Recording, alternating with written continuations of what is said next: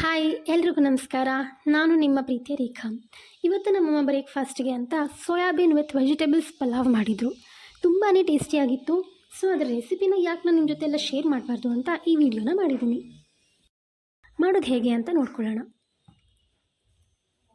ಮೊದಲನೇದಾಗಿ ಒಂದು 6ರಿಂದ 7 ಹಸಿಮೆಣಸಿನ್ಕಾಯಿ, ಒಂದು 10 ಬೆಳ್ಳುಳ್ಳಿ, ಸ್ವಲ್ಪ ಶುಂಠಿ, ಪುದೀನ ಸೊಪ್ಪು ಎಲ್ಲನೂ ಹಾಕಿ ಚೆನ್ನಾಗಿ ರುಬ್ಕೊಳ್ಳಿ. ರುಬ್ಬುವಾಗ ಸ್ವಲ್ಪ ಕಡಿಮೆ ನೀರು ಹಾಕ್ಕೊಳ್ಳಿ, ಇದು ಜಾಸ್ತಿ ತೆಳ್ಳಗಾಗಬಾರ್ದು. ಆಮೇಲೆ ಒಂದು ಕುಕ್ಕರಲ್ಲಿ ಸ್ವಲ್ಪ ಎಣ್ಣೆ, ಸ್ವಲ್ಪ ತುಪ್ಪ ಹಾಕಿ ಸ್ವಲ್ಪ ಬಿಸಿ ಆಗೋ ತನಕ ವೆಯ್ಟ್ ಮಾಡಿ. ತುಪ್ಪ ಆಪ್ಷನಲ್, ಬೇಕಂದರೆ ಹಾಕ್ಕೋಬೋದು.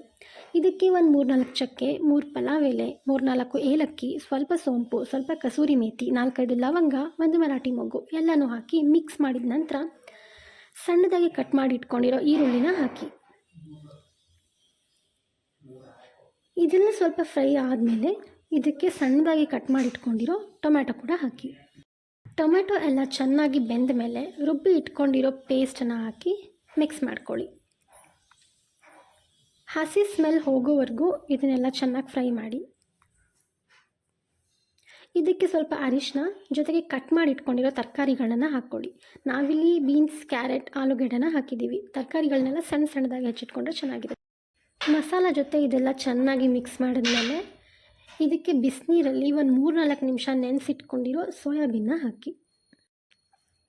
ಸೋಯಾಬೀನಲ್ಲಿ ಹೆಚ್ಚು ಪ್ರೋಟೀನ್ ಇರುತ್ತೆ, ಜೊತೆಗೆ ವಿಟಮಿನ್ ಎ, ಸಿ, ಇ ಮತ್ತು ಕೆ ಕೂಡ ಇರೋದ್ರಿಂದ ಇದು ಹೆಲ್ತಿಗೆ ತುಂಬಾ ಒಳ್ಳೆಯದು.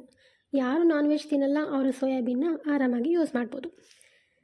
ಬೇಕು ಅಂದರೆ ಹಸಿ ಬಟಾಣಿ ಅಥವಾ ನಾರ್ಮಲ್ ಬಟಾಣಿನ ರಾತ್ರಿ ನೆನೆಸಿಟ್ಟು ಕೂಡ ಹಾಕ್ಬೋದು.